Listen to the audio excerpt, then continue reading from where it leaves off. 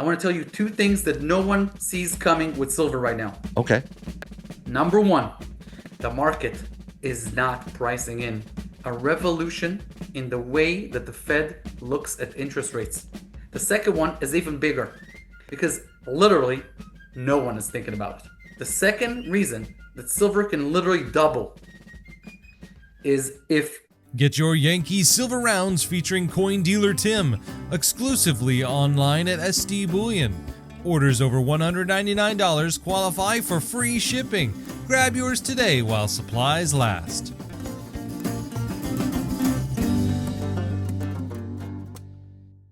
Hey everyone, thanks for watching Yankee Stacking. Two things no one sees coming with silver? Well, that's what Lior Gantz is going to share with us. Lior is an investment expert, a longtime gold and silver stacker, and a frequent guest on my channel. He is the co-founder of Gold Standard Media and the creator of the Wealth Research Group. So let's listen to Lior. Oh, and please, before you forget, hit that little thumbs up button right down there below. It's a free way to say thanks and to encourage that pesky YouTube algorithm to get this video out. There are a lot of people very interested in gold and silver, and they're seeking knowledge, and that's a great way to help them find it. Happy New Year, Lior. Great to see you again. Thank you. Last time we spoke back in August of 2025, gold was under $3,500 an ounce. Silver was just under $40 an ounce. Will we ever see those numbers again? I think that's a good question. Because for silver, I think no, we will not see those prices again ever, because we just had a re-rating event, and you remember there was a debate between Powell and Trump and just in general about whether or not tariffs are inflationary, and the government was saying no, they'll create a one-time event, and export restrictions are basically like tariffs. You're creating some sort of a restriction on the free market that re-rates the price. And that's what you saw with China and silver. Silver had a re-rating event just recently. And gold had its re-rating event a number of years ago when it went from tier 3 to tier 1. But it also had a new re-rating event this year with the Trump administration changing the role of the dollar from a global reserve currency that works for the behalf of the global system, the WEF, and all these other global organizations, and going back to what does the dollar regime has to be for us, America, to win. I don't know if you saw Bank of America's head of metals and research, Michael Widmer's prediction for silver. He predicted silver might peak between $135 an ounce to as high as $309 an ounce. And I think he was basing it upon the historic GSRs, gold to silver ratios in the past. What do you think? I think he's locked out of the building. I don't know if they're going to let him in with the same tag. He's trying to punch that in. They're like, change the code. Look, what I think is that silver went through an unprecedented era in the past 45 years, since 1980, effectively since 1971. But throughout history, silver was money even much more than gold. Even the word silver itself in most languages means, in free translation, money. Okay? And central banks and governments demonetized silver. At first, when they demonetized it, it went from $1.92 in 1971 till 50 in 1980. And then it started to have its effect of the demonetization because the biggest buyer, central banks and governments, were out of the picture. That's it. It was demonetized. After the Soviet Union fell, there was a glut of supply coming from the Soviet Union, which has an abundance of resources. So now you had no big buyer with governments and central banks coming out, and huge supply from the privatized Soviet Union.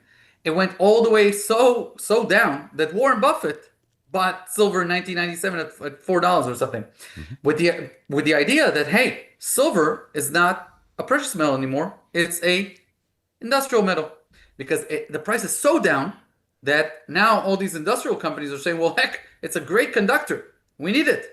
So you had a different dynamic for it. What you just saw was not a retail mania. What you just saw with what China is doing is you saw industries saying we have to have silver. We rely on silver. And so if you're gonna evaluate from scratch your licensing processes for exports, we have to buy it. So this is what happened in 2025 for silver. Just like you saw President Trump calling Thailand and Cambodia when they started shooting again, and he was like, "Okay, 100% tariffs on you again until you stop." And then a week later, he can do it again. What I'm trying to say is China can do the same things with export restrictions. They can say, okay, we're lowering it because you've been good boys, but we're raising it up again because you've been naughty. So this is not over, and that's why there's a risk premium now attached to silver and to other commodities. I want to tell you two things that no one sees coming with silver right now. Okay, and this is not priced in. When President Trump talked about Liberation Day, April 2nd, 2025. How many times did he say reciprocal tariffs are coming? It's coming April 2nd. He literally joked, I wanted to do it April 1st. No, Right. but people told me it would be unlucky to do it April 1st. We're going to do it April. The market, Wall Street, every analyst out there could have called the White House, could have called Karen Levitt, could have called Scott Bessent, could have called Howard Lutnick and say, what is in that bill? What's going to happen? Tell me a little bit. Give me the details. I want to run projection on it. Nobody believed it. How do I know? Because on April 2nd, when it actually happened, the markets went COVID mode down. The markets do not believe yet that promises made, promises kept is more than a slogan. And therefore, the markets do not believe the revolution that is coming to the institution called the Federal Reserve. They just do not anticipate how much change is coming in June. There's a new Fed chair, obviously, in June. Everybody knows that. Everybody knows it's a Trump candidate that he vetted. He is on board with what Trump wants. What does Trump want? Number one, he believes that interest rates have to be in America, in the best economy, the best military, the best. America is the best. They have to be the lowest. The market is not pricing in a revolution in the way that the Fed looks at interest rates because it's only pricing in 2 cuts of 25 basis points for 2026. It is going to shock markets what the new Fed chair does. And what will And that do even- with silver?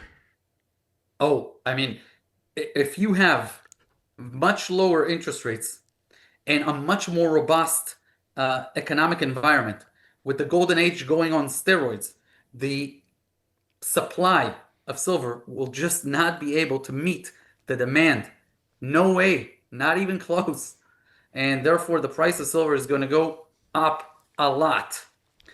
The shock factor is huge. Now I want to tell you about the second. The second one is even bigger.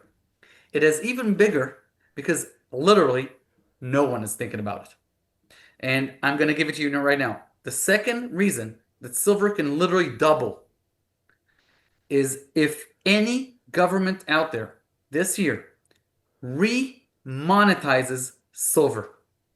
That is the natural place for silver to be a reserve asset alongside of your gold reserves. There is no reason why a central bank or a government in their vaults do not have silver alongside their gold. Any stacker has a ratio between how much gold he has and how much silver. There's very little maximalists out there. You want to have some gold, some silver.